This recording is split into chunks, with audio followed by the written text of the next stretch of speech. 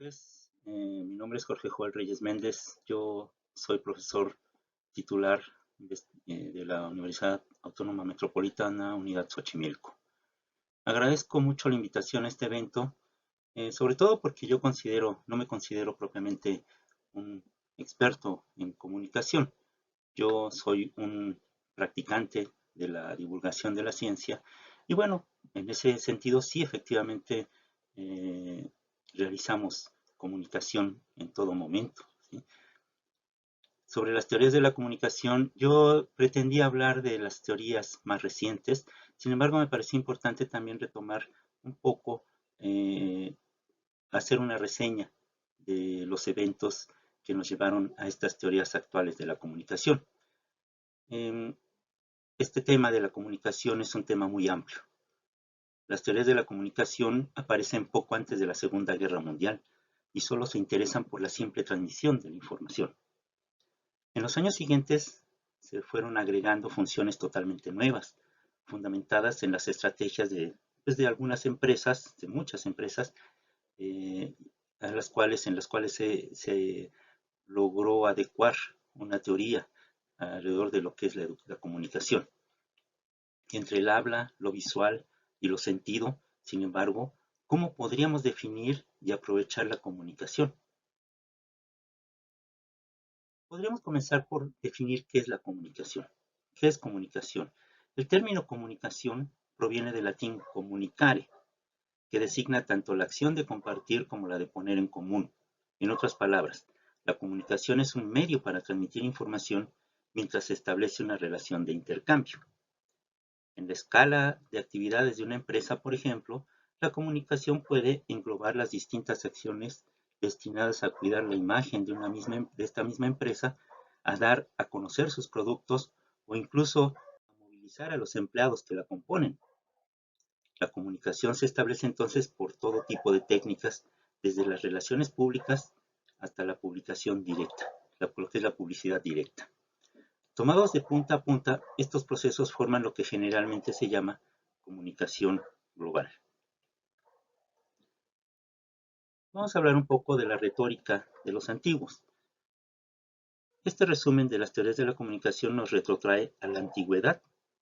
Ya en el siglo III antes de nuestra era, el filósofo griego Aristóteles desarrolló un método para optimizar la redacción y pronunciación de los discursos.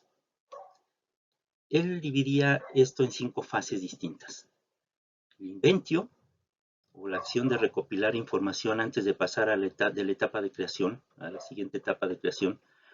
Y hoy esto se referirá en particular a los estudios de mercado, a los diversos procesos destinados a conocer mejor al consumidor, todo con el fin de ofrecer la oferta más adecuada posible.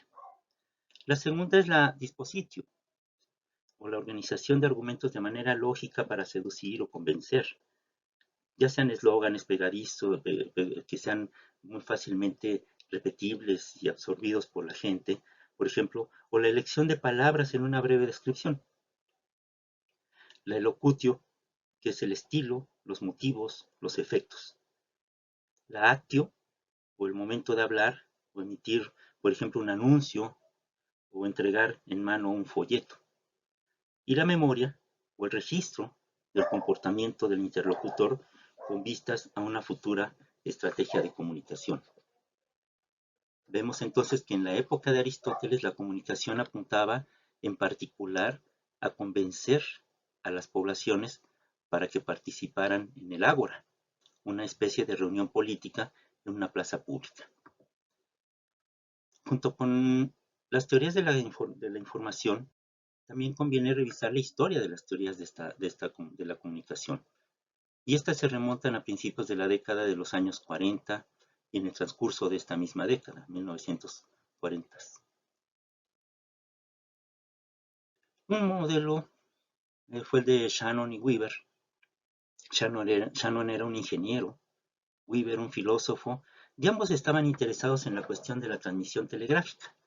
En este caso, una señal emitida por una fuente y destinada a llegar a un objetivo, pero regularmente encriptada por todo tipo de fenómenos externos. La teoría es interesante porque pone de relieve los obstáculos que pueden dificultar la comunicación, la decodificación o el ruido en este caso concreto. Por otro lado, lamentamos que se base únicamente en mensajes simples, ignorando la pluralidad de receptores, los elementos psicológicos y las interacciones entre el emisor y el receptor. Es una teoría vanguardista, pero todavía muy simple. Otro modelo es el modelo de Lasswell, más o menos de los mismos años, en los finales de los años 40. El investigador Harold White Lasswell fue uno de los primeros en interesarse por la comunicación de masas. Según su teoría, cualquier acción de comunicación se basa fundamentalmente en 5 puntos principales: quién, o el estudio de los organismos emisores y sus motivaciones; qué, o la identidad visual, el contenido del mensaje; a través de qué canal, el cómo, o las técnicas utilizadas para entregar ese mensaje específico; a quién, o el público objetivo, ya sea la edad, sexo, preferencias; y qué efecto, o el impacto del mensaje en los interlocutores previstos. La teoría de Lasswell es, por tanto, un poco más inclusiva que el método de Shannon y Weaver, ya que concibe la comunicación como un proceso de influencia y persuasión. La ausencia de cualquier forma de retroalimentación o contexto aún también, sin embargo, sigue siendo un modelo reducido. Lasswell va más allá de la simple transmisión del mensaje para detenerse en las etapas de la comunicación. El siguiente es el modelo Palo Alto, ¿sí? La escuela de Palo Alto se refiere a un grupo de investigadores que combinaron sus respectivas disciplinas para trabajar juntos en las teorías de la comunicación y la relación entre los individuos. Los conceptos esenciales que ofrece este modelo incluyen las siguientes ideas. La comunicación es una actividad social permanente, esencial para la renovación de la cultura. No es solo verbal, también entran en juego la conducta y la posición del cuerpo. La comunicación no siempre es intencional, en el sentido de que siempre se hace conscientemente o no. También es aquí donde aparece por primera vez la noción de retroalimentación, ya sea positiva o negativa, y se refiere a la reacción del interlocutor al mensaje, y ha permitido a los investigadores alejarse de una visión lineal de la comunicación. Otro modelo es el modelo de Jacobson, ya de los años 60. Roman Jacobson es lingüista y teórico de la comunicación, y su modelo buscaba abarcar los diversos factores involucrados en cada situación. Allí encontramos lo siguiente: el remitente, que es quien envía el mensaje; el receptor, que recibe el mensaje; el contexto, que designa las condiciones sociales; el mensaje, que es el discurso a transmitir; el contacto o conexión física y psicológica entre el emisor y el receptor; y el código, el lenguaje en particular. Cada uno de estos factores está entonces, según Jacobson, asociado a una función muy específica de comunicación. Una es lo expresivo, lo apegado al hablante, y serán los sentimientos o expresiones faciales, por ejemplo; la conativa, que está ligada a la influencia y que permite al emisor actuar sobre el receptor; la fática, por el cual se mantiene el contacto; la metalingüística, asociada al código, y ocurre en particular cuando dos interlocutores utilizan una lengua para explicar otra lengua; la referencial, que nos permite denotar el mundo que nos rodea; y la poética, que se relaciona con la forma del mensaje cualquiera que sea. Este modelo introduce una dimensión psicológica a la teoría propuesta por Shannon y Weaver. La comunicación, podríamos ver en esta frase de Jean-Luc Lagarde, la comunicación es una ciencia difícil, no es una ciencia exacta, se aprende, se cultiva. Muchas de estas cosas seguramente ustedes ya las saben. Sin embargo, bueno, yo preferí hacer una pequeña reseña para poder entrar en el tema de lo que es en la actualidad, en lo que yo considero la comunicación. La comunicación masiva e interpersonal se define por el tamaño de su audiencia, en otras palabras, el número de sus receptores. A diferencia de la comunicación interpersonal, donde los individuos están claramente identificados, la cantidad de receptores de la comunicación masiva es tal que prácticamente es imposible que todos respondan por el mismo canal. Este es particularmente el caso de las publicaciones en Internet, por ejemplo, cuyo alcance supera con creces el número de usuarios de Internet. La comunicación de masas ha sido objeto de estudio en varias ocasiones y en particular por dos escuelas diferentes que se han apoyado en dos conceptos bien diferenciados. Por un lado, los medios de comunicación, que son la prensa y la radio en la época de la década de los 40, que tenían suficiente influencia para inyectar ideas y comportamientos a los más vulnerables. Y por el otro, los medios de comunicación, que por el contrario, solo tuvieron un efecto muy a corto plazo, sobre todo pues lo que llamamos los medios de comunicación. Son dos miradas opuestas, pero que ayudaron a resaltar un fenómeno particular.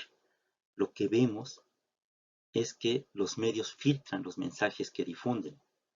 Cada receptor a su vez filtra los mensajes recibidos según sus propias opiniones, moldeadas por sus antecedentes. Ante un mismo mensaje, hay por tanto una infinidad de conductas. Entonces, aquí surge entonces la necesidad de tener nuevas teorías de la comunicación. Todas las primeras teorías tendían a minimizar el lugar del receptor. En las décadas de 1960 y 70, el trabajo del historiador Hans Robenshaus y del teórico Wolfgang Isser contribuyó a otorgar un lugar central al interlocutor al describirlo como capaz de reaccionar de acuerdo con su situación y sus habilidades. En la misma idea, la metodología nacida en la década de los 90 sitúa a los medios de comunicación en el centro de la comunicación. Estudia cómo la creación de un nuevo medio no solo influye en los mensajes, sino también en los comportamientos y mentalidades, que a la inversa, como una cultura asimila o modifica una innovación técnica.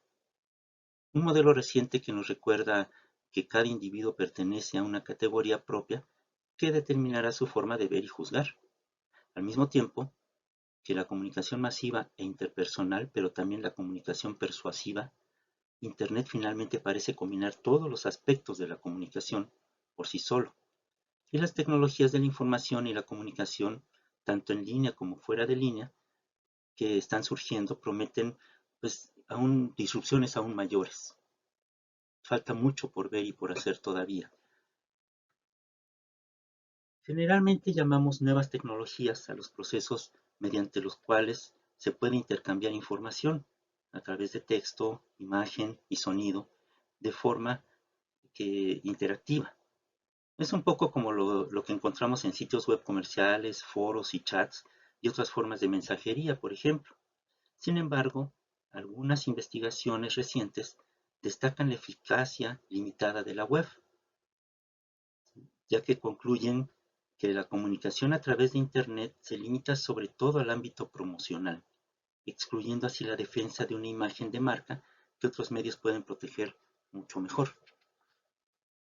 Un nuevo concepto que sugiere que la web es solo una herramienta entre muchas otras.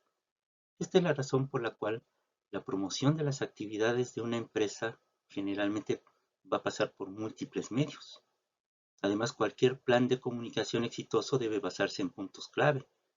La persuasión, que fue definida en 1993 por Eagle y Chaiken, la persuasión se refiere a un cambio de actitud hacia un determinado mensaje. Para tener sentido y destacar, es una herramienta de marketing esencial que va a estructurar el marco de cualquier comunicación. El reconocimiento de marca, que se forja año tras año, tanto de forma física como moral, en el sector industrial y también de los medios de comunicación. Es una estrategia de comunicación. Vemos que una estrategia de comunicación exitosa tendrá necesariamente que seducir e informar, permaneciendo fiel a los ejes básicos definidos por la marca. Generalmente distinguiremos la imagen real de una empresa, la imagen deseada y la imagen percibida por el público, y trataremos de que cada una de ellas con la misma atención sean analizados. Internamente, la comunicación debe seguir la misma dirección y ofrecer una visión positiva a todos los empleados. Y la elección de los canales. Una vez definida la imagen de marca, se propondrá la misma identidad visual para cada medio de comunicación, ya sea un logotipo, un banner, una fotografía, un cartel, ¿sí? Los medios por radiodifusión, por ejemplo, y también nada debe quedar al azar. Los canales de comunicación, ya sean técnicos o fisiológicos, son siempre complementarios. En cuanto a los canales de comunicación, podríamos distinguir los canales tradicionales, como son la prensa impresa, distinguirla de los medios web, como es la prensa en línea, o incluso de eventos puntuales como son ferias, chats, videoconferencias, etc. Nos decía Juan Dion: escuchar sigue siendo el gran olvidado de nuestra sociedad moderna en medio de la revolución de las comunicaciones. Debemos aprovechar las teorías de la comunicación. La comunicación es un campo complejo que requiere mucha más investigación y también organización que la pura creatividad. En este marketing, por ejemplo, se establece gradualmente en base a objetivos realistas. Te invita a jugar con símbolos y medios tecnológicos para dirigirte a un público específico de manera precisa. Entonces, encontramos soluciones para superar cada obstáculo mientras nos mantenemos siempre fieles a nosotros mismos. Y como no descuidamos ningún detalle, prestaremos tanta atención a la comunicación externa como a la interna. Nunca se puede implementar una estrategia efectiva sin la comprensión perfecta de cada actor en el proceso creativo. Y en ese sentido,